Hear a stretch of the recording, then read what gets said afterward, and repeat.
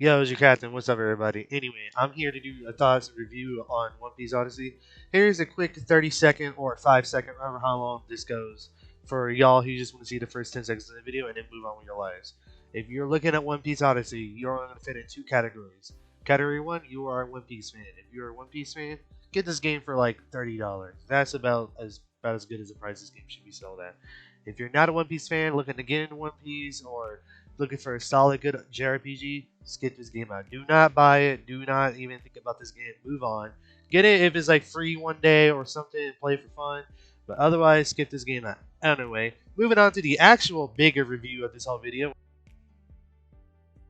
The game story is basically remembering old events. A short hiker after landing here on this island that you don't know what the hell it is. The Sunny and itself need to repair. They explore the island itself, and after you fight a boss that looks like something from Adventure Time. No, seriously, look at it. Why did you scream Adventure Time to me? Anyway, a random girl comes out of nowhere and touches everybody. Oh, she had a weird shaped head.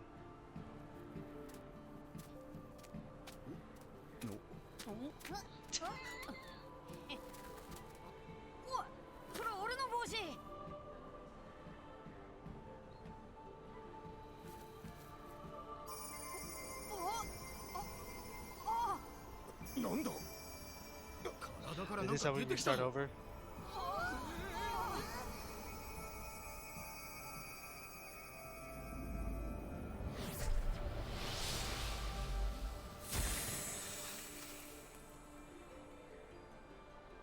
Okay. She just kind of just touches everybody, and everyone kind of just stood there and just took it while they were fighting the same creature at the same time.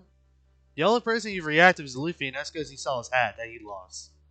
Otherwise, everyone else kind of just stood there dumbfounded. And this is where the plot point started for this game. A bunch of random ass cubes comes out of everybody, and once this happens, guess what? You lose all your memories. And this is how you start over level wise too.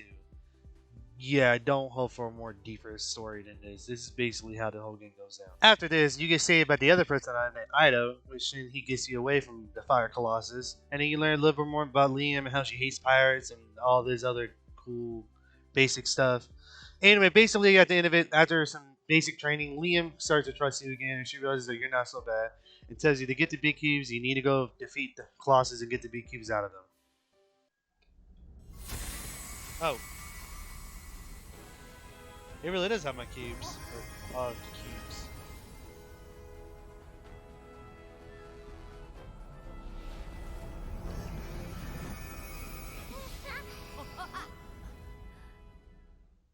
After getting your first set of big cubes, you realize there's an issue. You can't get them back into your own body. You head over to Liam.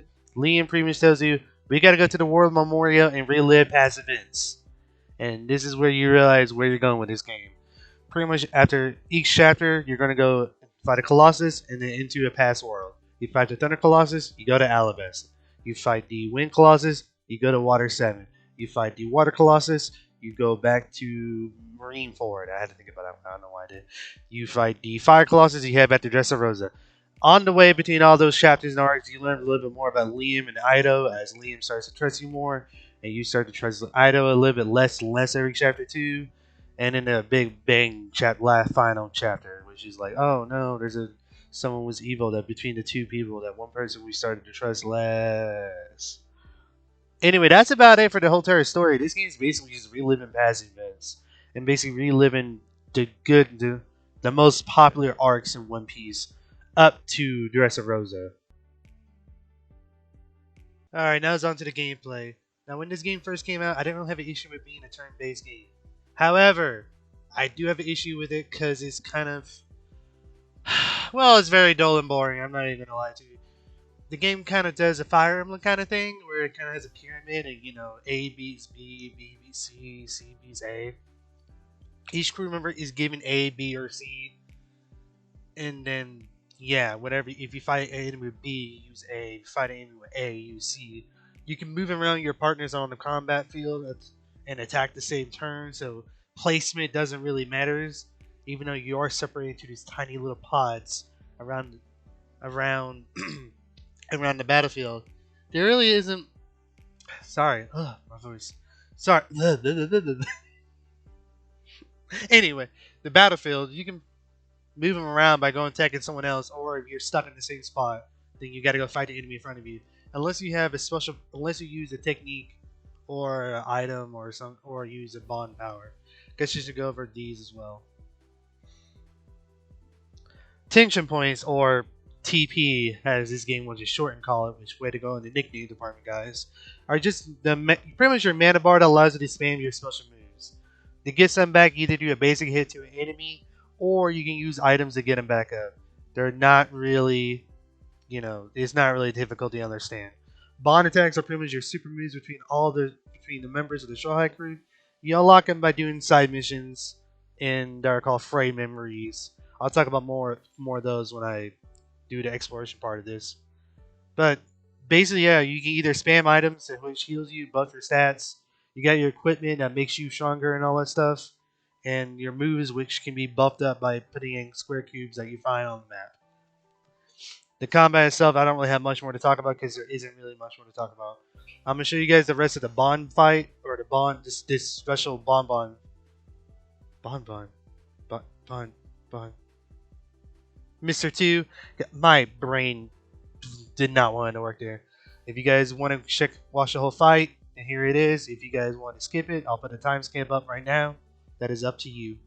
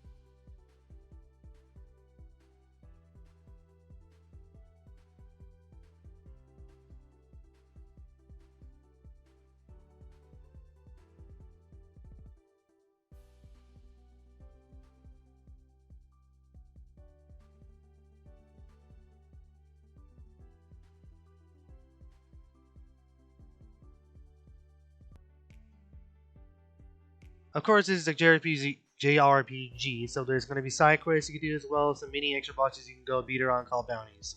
But really, what I want to talk about is the biggest issue you have with this game, and that is the Straw Hat crew. Did I really miss Straw? I really, really misspelled Straw Hat. I spelled Straw Star what? Excuse me? Okay, whatever. Being used for exploring. See, each member does something different while exploring, except Brooke and Franklin. I don't know why. Technically, Frankie builds bridges when you walk into him, but you only kind of use that once or twice. You use it a couple times throughout the game, but really it comes at one major lead point. Brooke, you never use. You can't even move around and walk around as Brooke and Frankie, which is kind of annoying because Brooke is my favorite member. But hey, fuck me, I guess. While you play Sanji, Robin, or Nami, there's a chance that they will say something on the side and there's a special item they can pick up. For Sanji's food items, Robin is notes about the world, and Nami will see money. Simple as that. For Usopp, Zoro, Chopper, and Luffy, each one helps you get around the world in a minor way.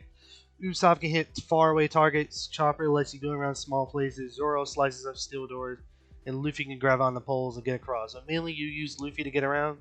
So you go back and forth between all the members, and it takes a bit of time. And after a while, I sort of just stop switching over to Sanji and Nami for free items. Same thing with Zoro and Usopp when it comes to the steel crates. Zoro can cut open to get some type of item, and Usopp for bird's nest. It was nice to move around each member, but mainly I use Luffy because he can grab items the fastest while everyone else has to walk into and grab it. He can also grab items from afar. One last thing about exploration before I move on to the ending of this video. At there's around the map there's frame memories, which are pretty much just broken memories you gotta fix. Once you complete each one, you get a bond art. Basically, the members that you use to fix a memory get like a special team attack, and they do massive damage depending on each one, whatever they do. I rarely use them to be honest, because this game is fairly simple. I only two of my members ever really die, and I kind of got them back to heal. To give you an idea how easy this game was for me, I killed the final boss in. Well, no, sorry, the final boss only hit me twice. He only hit me twice. Yeah, easy game.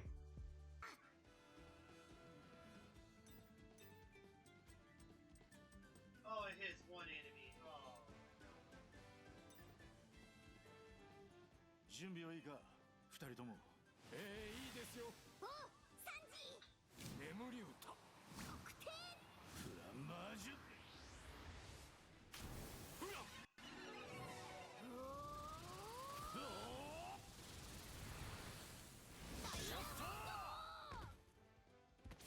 Basically, this game is made a thought of pleasing the fans and not really anyone else outside of that. Seriously, if you don't know anything about the Straw Hat crew or the One Piece world, do not buy this game. This game will confuse you a little bit, and the game itself isn't that good. However, to someone like me who has rewatched One Piece 4 times, well, sorry, working on finishing the fourth rewatch, this game is amazing to me. The animations are fun to look at. Yes, the combat's kind of boring, but beating the hell out of Crocodile, beating the hell out of Don Flamingo, I enjoyed it as a fan. As a gamer, this game is okay, and I'm okay with that at the very most. Hey guys, just me before I end this video for good. This is me just going off the script now. I want to say thank you for watching this. Sorry if this is a big janky review. This is the first time I ever did anything kind of like this before. I haven't, like I pointed out a couple times, I even wrote down what I was going to say, and I still didn't follow that all the way through. I'm realizing now that it might have been the better choice, but I'm going with this right now. If there's anything I missed about the game, please tell me down below, and I'll promise you next time I do a review, I'll get even better at it. Anyway, later, y'all. Also, I'll make a TikTok version to promote it, this video, whatever. Anyway, you guys have a good day. This is your cat speaking. Heading out. Later.